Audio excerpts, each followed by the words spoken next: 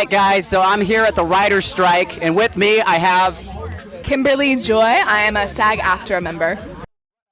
We wanted to go over the do's and don'ts of the writer's strike. Basically, there have been a lot of people who don't really know what they're allowed to do in the strike, and I wanted to go ahead and get the information directly from one of the writers here. So what would be one of the do's and don'ts? Yeah, so first, it's writers and actors strike. So I'm actually pre-WGA, but I'm a SAG-AFTRA member.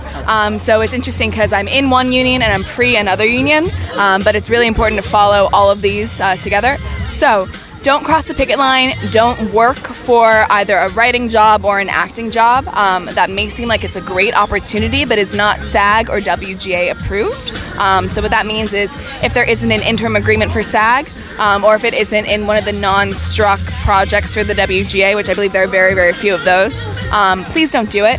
Also, if you're a content creator, if you're on TikTok, if you're on YouTube and you get invited to a movie premiere, you get asked to do like some type of content promoting a movie or a TV show, please don't do that either. That's crossing a picket line, and even though you may not be in SAG or in the WGA right now, what we're fighting for in terms of AI, in terms of fair wages, in terms of residuals, safety, pension, health insurance, is going to ultimately help you as well, whether you are joining the WGA or SAG in the future as a content creator, or you're going to maintain doing what you want, because a rising tide lifts all ships. So the more we can get workers' rights, the more it will help everyone. So basically, unless you call up SAG and you ask, hey, is this a project that's okay to work on, just stick to not working on anything unless it has an interim agreement, or unless it's something that is in a non-struck contract.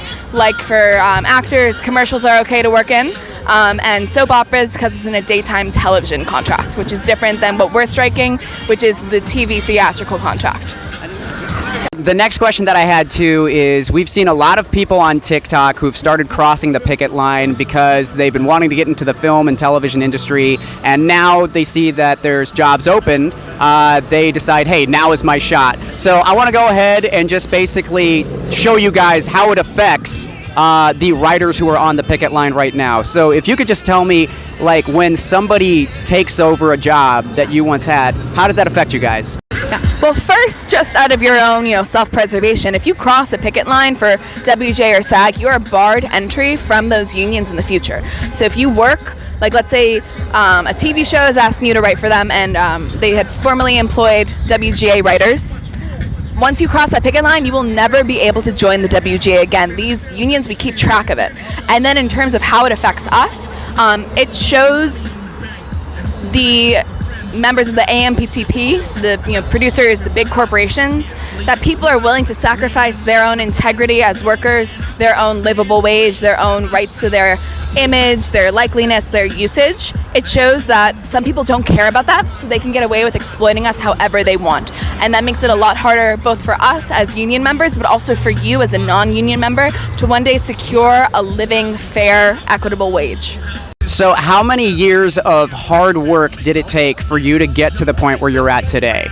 God, well, I'm like many SAG-AFTRA members. I don't make my full income from acting. I've been a SAG-AFTRA member since 2018, after I graduated from college, but I've been working since I was about 4 years old in New York City, and it's taken me a lot of hard work.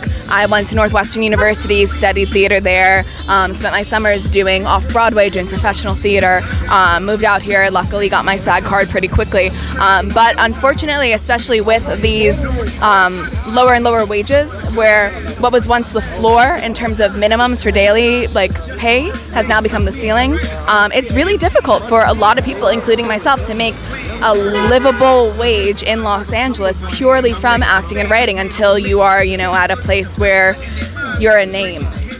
So that's also what we're fighting for, is health insurance, pension contributions, and having more of an equitable inflation-based wage. The final question that I have for you is, what can guys like me, like people who are content creators or just, any random Joe who supports the strike, what can we do to help you guys out? Well, to help us out, you can first post on social media, post things that come directly from SAG-AFTRA or from strike captains like myself and like other people. Other things you can do is like what you did, Alex, show up to the picket line with Gatorade, pizzas, waters, anything. It's really hot out here during the summer, especially. Anything that can keep us hydrated, boost morale. Join the picket line yourself. You don't have to be a union member to join the picket line. As I said, I'm not yet in the WGA, but before SAG was on strike, I was picketing with WGA members as a pre-WGA member. So even if you're not in SAG or the WGA, come out and strike. And lastly, and most importantly, don't cross the picket line. Read whatever contracts are being offered really thoroughly to make sure that it's not something that would potentially cross the picket line, promote struck work, and make TikTok saying that you are pro-union and that you support the strike. Thank you. I really appreciate everything that you guys are doing, okay?